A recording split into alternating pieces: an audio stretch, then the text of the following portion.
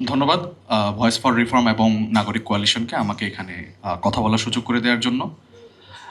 শুরুতেই খসড়া ২টি আইন নিয়ে নাবিলা আপু এবং আমার সম্মানিত যারা সমালোচক ছিলেন তারা বিস্তারিত বলে গিয়েছেন।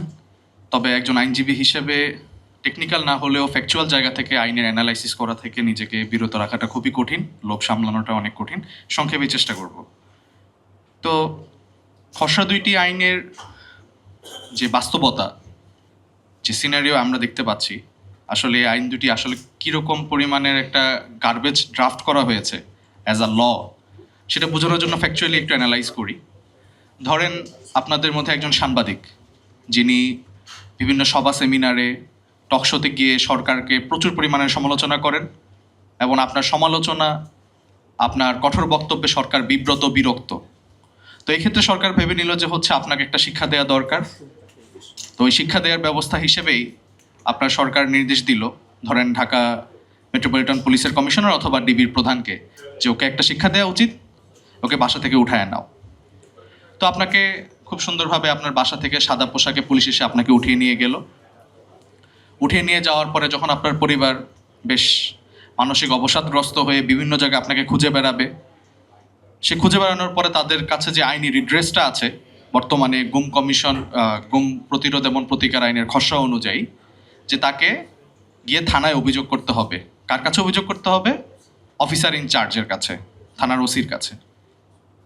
তো যখন আপনাকে গুম করা হয়েছে, ওই ঢাকা মেট্রোপলিটন পুলিশের কমিশনার অথবা ডিবি প্রধানের ইনভলভমেন্টের মাধ্যমে সেখানে আপনি গিয়ে অভিযোগ করছেন কার কাছে? ধরেন শাহবাগ থানার ওসির কাছে, যিনি সার্বক্ষণিক ওই ডিএমপি কমিশনার অথবা ডিবি প্রধানের ফরমায়েশ খাটেন, যার অধীনেই তাকে কাজ করতে হয়। তো আপনি বেসিক্যালি যেটা হবে যে আপনি আসলে অভিযোগ করতেই পারবেন না, আপনার পরিবার কোনো অভিযোগ করতেই পারবে না। যেমনটা আপনারা দেখবেন যে বাগেরহাটে মিরাজ শেখের পরিবারের সাথে হয়েছে। 10 এপ্রিল মিরাজ শেখকে অপহরণ করা হয়েছে, সেখানে থানা অভিযোগ নিয়েছে 23 এপ্রিল, অর্থাৎ 13 দিন তার পরিবার কোনো অভিযোগ দায়ের করতে পারে নাই। এর চেয়ে যেটা ইন্টারেস্টিং ডেভেলপমেন্ট, বর্তমানের যে গুম আইনের খসড়া করা হয়েছে, সেখানের ধারা 14 অনুযায়ী আপনার এই গুমের যে বিষয়টা সেটা তদন্ত করবে ধরেন শাহবাগ থানার সাব ইন্সপেক্টর। একজন এসআই, যেখানে ধরেন ডিএমপি কমিশনারের রুম অথবা ডিবি প্রধানের রুমে এন্ট্রি নেওয়া হচ্ছে যার জন্য সৌভাগ্যের বিষয়, সে করবে হচ্ছে ওই গুমের অপরাধের তদন্ত, যেখানে সরাসরি আপনার ওই ডিএমপি কমিশনার ডিবি প্রধানের মতো সরাসরি হায়ার অফিসিয়ালরা ইনভলভ, সেটা তদন্ত করবে শাহবাগ থানা অথবা অন্য কোনো থানার একজন সাব ইন্সপেক্টর। এরপরে ধরেন আপনার যদি ভাগ্য খুব ভালো থাকে, আপনার পরিবারের ভাগ্য যদি খুব ভালো হয়, যেখানে অভিযোগ নেওয়া হয়েছে, তদন্ত করা হয়েছে, সেটার পূর্বে যে আমাদের অধ্যাদেশটা ছিল গুম প্রতিরোধ এবং প্রতিকার অধ্যাদেশ 2025 অন্তর্বর্তীকালীন সরকারের আমলে, সেখানে গুমের অভিযোগের বিচারটা করা হতো গুম প্রতিরোধ এবং প্রতিকার ট্রাইব্যুনালে, একটা আলাদা ট্রাইব্যুনাল গঠন করা হয়েছিল ওই আইনে। তো বর্তমান আইনে আবার কি করা হলো, খসড়া আইনে সেটাকেও বাতিল করে দেয়া হলো। সেটাকে বাতিল করে আপনার ওই যে বিচারের বিষয়টা সেটাকে ন্যস্ত করা হলো ওই দায়রা জজ, জেলা ও মহানগর দায়রা জজের কাছে বিচারের ভারটা ন্যস্ত করা হয়েছে। সো যারা লিগ্যাল প্রফেশনাল তারা জানেন, বা আদালতে যাদের যাতায়াত আছে, যে দায়রা জজ বা মহানগর দায়রা জজ আদালতগুলো কি পরিমাণ আইনের মামলার ভারে মানে পুরোপুরি ব্যস্ত। এখানে আসলে সুযোগও নাই যে আপনার একটা কমপ্লেন্টকে ওভারঅল যে স্ক্রুটিনি দরকার, যে প্রায়োরিটাইজ করা দরকার, সেভাবে এটাকে ডিল করার সুযোগ নাই।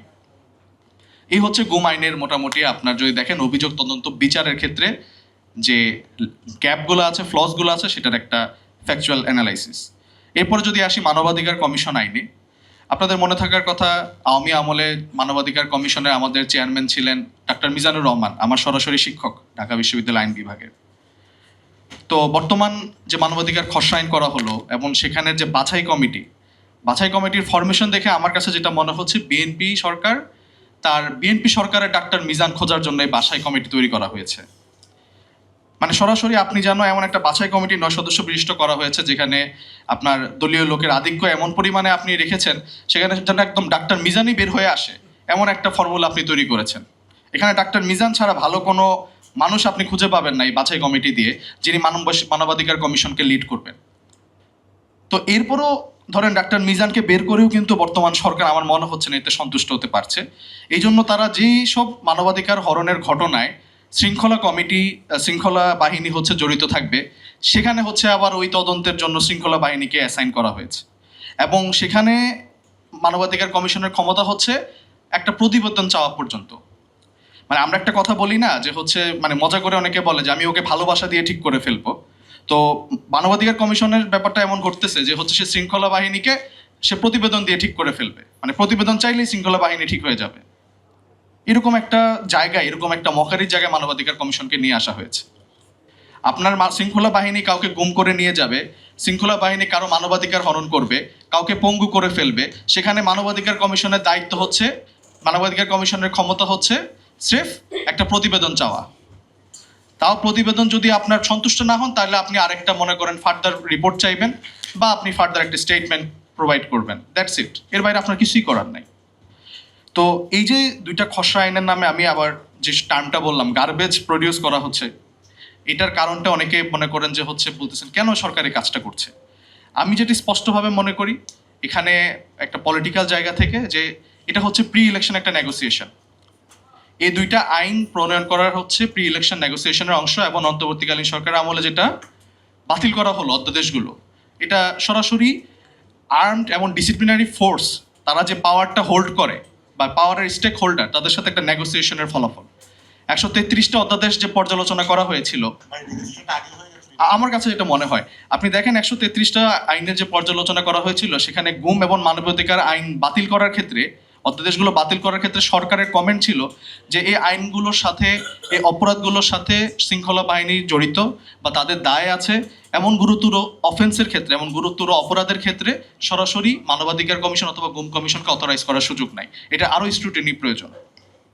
আরেকটা বিষয় যেটা সর্বশেষ বলবো, কেন এই আইনটা প্রণয়ন করতে চাচ্ছে সরকার, কারণ আপনি রিসেন্টলি সরকারের অ্যাপয়েন্টমেন্টগুলো দেখেন। দুদকে আপনি এমন একজন লোককে অ্যাপয়েন্ট করলেন যেখানে হাইকোর্টের প্রতিটা ইট পর্যন্ত জানে এই লোকটা একটা দুর্নীতিবাজ।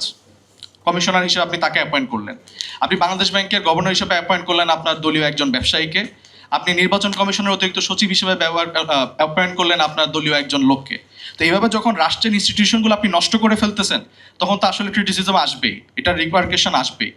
তো এই রিপারকেশনগুলোকে আপনি কেমনে ডিল করবেন, এটা তো দেখাই দিয়ে গেছে হচ্ছে আওয়ামী লীগ সরকার। সো ওই রিপারকেশনটাকে আপনি হয়তো বর্তমানে আওয়ামী লীগ সরকারের মতো ডিল করতে চাচ্ছেন।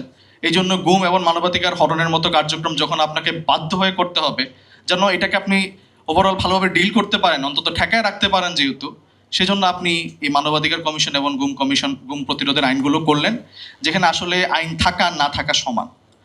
তো আমার জাস্ট যেটা কমেন্ট, যে আপনারা যে গুম প্রতিকার এবং প্রতিরোধ আইনটা করছেন, এটা তো প্রোটেকশন তো দিবেই না, বরঞ্চ একটা হ্যারাসমেন্ট তৈরি করবে। যিনি কমপ্লেন করবে তার জন্য হ্যারাসমেন্টের রাস্তা তৈরি করে দিচ্ছেন, কারণ ভুল কমপ্লেন করলে সেখানে 5 বছরের সশ্রম কারাদণ্ডের বিধান রাখছেন আপনি। আবার এইটা নির্ধারণ করবে আবার আপনার ওই শৃঙ্খলা বাহিনী যে গুমটা করলো।